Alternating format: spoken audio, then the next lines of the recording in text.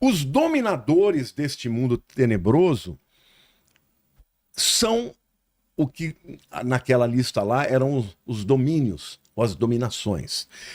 No grego é cosmocrata. Cosmocrator significa príncipe desta era. Aqui eu vejo como espíritos que atuam em eras diferentes. Por exemplo, você já ouviu falar do Zeitgeist? Claro. O espírito do tempo? Espírito do tempo. É o espírito que domina o tempo. Qual que é o espírito que domina esse tempo? Do engano, da mentira, Da vaidade. da vaidade, da ansiedade, da depressão. O que marca esse tempo é isso. É. As pessoas querendo, né, ser likes e tudo, essa vaidade enorme. Esse é o espírito desse tempo. Estes dominadores desse mundo tenebroso são esses espíritos que atuam na era. No próprio dicionário grego diz assim: Senhor do mundo, príncipe desta era. O diabo é o maior de todos, né, dos Cosmocrator, mas ele usa outros seres para atuar. E por último, as forças espirituais do mal. No original é poneria, depravação, iniquidade, corrupção, malícia, desejos maus. Tudo isso tem a ver com as forças espirituais do mal. Na minha opinião, são forças que atuam nessa área chula mesmo, sabe? Da pornografia, dos pensamentos lascivos, de tudo aquilo que é contra a santidade de Deus. Bom, voltando agora para os seres celestiais. Os serafins, portanto, eles protegem a santidade de Deus. Eles estão no trono. Serafim não entra nas coisas desse mundo. Alguns dizem que eles são seres mais extraordinários, porque eles estão próximos da glória de Deus. Só eles suportam a glória de Deus, mas mesmo assim eles têm que cobrir os olhos, né? Tem a ver com santidade. O texto de Isaías 6 é o único que aparece este nome, e ele, na verdade, ele sai do altar, pega a brasa e purifica a boca de Isaías para que ele se tornasse o grande profeta que foi. Querubins. Querubins é um pouco mais interessante porque ele aparece 80 vezes na Bíblia. É muito mais... Agora, quem são os querubins? Primeiro, são aqueles que guardam a santidade de Deus também, mas não só nas regiões celestes. Estranho, porque na representação de quadros, querubins são aqueles menininhos, né? Não existe nada mais fora. Então. Os anjinhos bonzinhos. Você acha essas pinturas que tem querubins são sempre menininhos, né? Não, não tem nada a ver. Olha aqui, ó, na Bíblia, a primeira vez que aparece os querubins é no livro de Gênesis, quando o homem peca, depois de ter pecado. A árvore da vida, ele ia perpetuar o seu estado pecaminoso. Então Deus expulsa ele do jardim, do Éden, e ele bota 2 querubins com espadas flamejantes. Para quê? Para proteger o caminho da árvore da vida.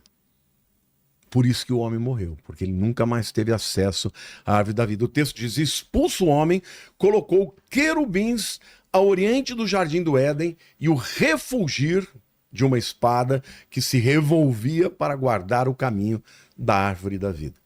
Vocês querem ver onde o querubim aparece também? Na tampa da Arca da Aliança.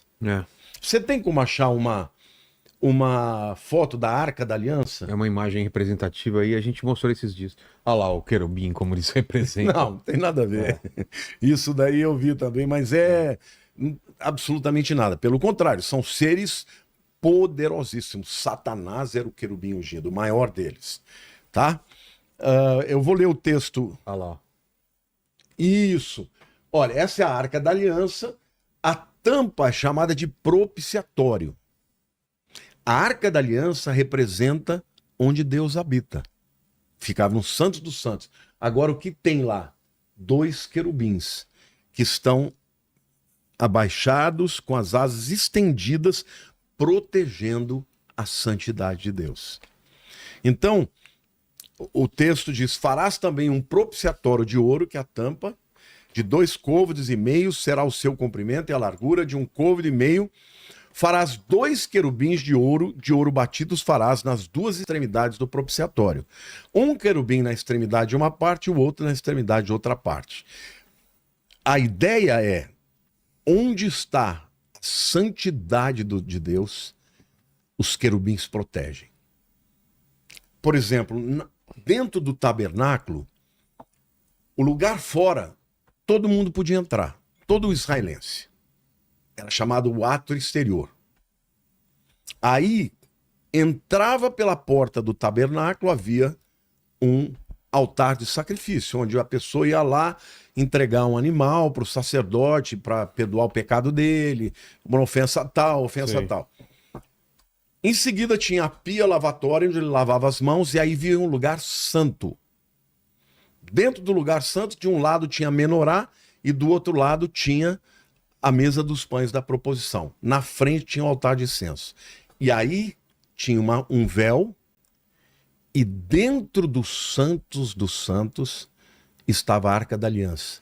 E quando a glória de Deus vinha, a Shekinah de Deus vinha, era no Santos dos Santos. Ou seja, Deus habitava no meio do povo, no Santos dos Santos. Quem estava guardando esse lugar? Os querubins. Se um sumo sacerdote, porque só o sumo sacerdote podia entrar uma vez por ano no dia do Yom Kippur. Entrava com uma cordinha. Uma corda amarrada e um sino. Em sininhos, tudo nas vestes, na orla das vestes. Se ele fosse fulminado... Se ele fosse fulminado, ele parava de mexer. Aí o camarada aí o pessoal puxava ele. Então veja, os querubins estão guardando a santidade de Deus, não lá no trono, mas aqui na terra. Tanto na porta do Éden, para que o homem não entrasse e tivesse caminho, acesso à árvore da vida, quanto nos Santos dos Santos. Os querubins, portanto, são seres poderosíssimos, e Lúcifer é chamado de querubim ungido. Por quê? Porque ele também tinha esse papel de exaltar a Deus, de glorificar a Deus, de proteger a santidade de Deus. A ideia é de que pouquíssimos seres têm acesso ao trono de Deus. Somente os serafins e os querubins. Mais para frente, lá no livro de Apocalipse, você vê os seres viventes. Mas os seres viventes são os querubins. São chamados de seres viventes, mas você vê a descrição deles, são os querubins. Entendi. Então, Satanás, ele tinha todo esse poder, todo esse acesso, assim como os querubins, e eles então protegem a glória de Deus, e são seres poderosos, são seres que também podem entrar em guerra.